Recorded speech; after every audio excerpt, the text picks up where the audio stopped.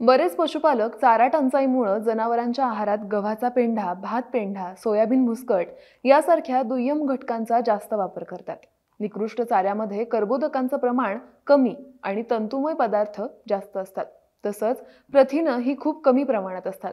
त्यामुळे ती पचायला कठीण जातात.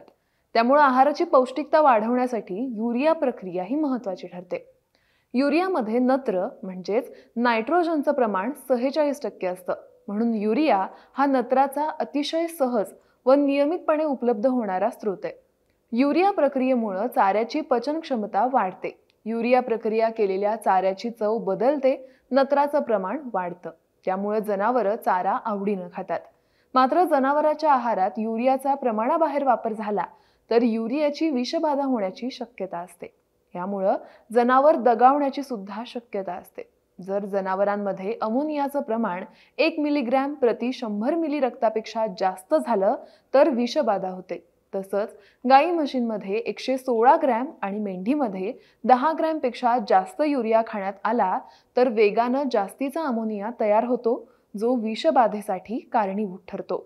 म्हणून निकृष्ट चाऱ्यावर युरिया प्रक्रिया करताना ती अतिशय काळजीपूर्वक करावी लागते. आता युरिया प्रक्रियेची योग्य पद्धत काय आहे ते बघूया. गव्हाचा पेंढा, भाताचा पेंढा, ऊसाचं पाचट यासारख्या दुय्यम घटकांचा वापर आपण युरिया प्रक्रियेसाठी करू शकतो. प्रति 100 किलो चाऱ्यावर प्रक्रिया करायची असेल तर 4 किलो युरिया 40 लिटर पाण्यामध्ये चांगला मिसळून घ्यावा. त्यानंतर तयार झालेल्या द्रावणात 1 किलो मीठ मिसळून एकजीव करावा.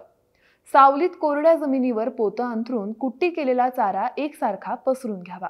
पसरलेल्या चाऱ्यावर झारीनं तयार केलेलं मिश्रण शिंपडावं आणि चारा हलवून एक जीव करून घ्यावा.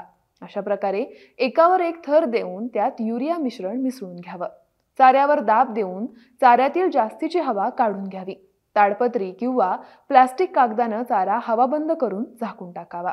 21 दिवस हा चारा हवाबंद ठेवावा, कारण यावर व्यवस्थित युरिया प्रक्रिया होते. 21 दिवसानंतरच हा चारा उघडावा.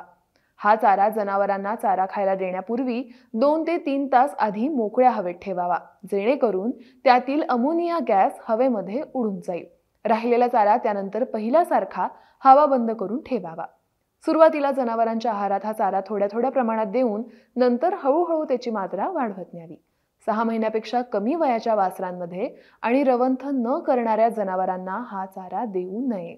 ही माहिती तुम्हाला कशी वाटली कमेंट बॉक्समध्ये आम्हाला नक्की सांगा. आणि अशाच माहितीपूर्ण व्हिडिओसाठी ॲग्रोवनला लाईक, शेअर आणि सबस्क्राईब करायला मात्र विसरू नका.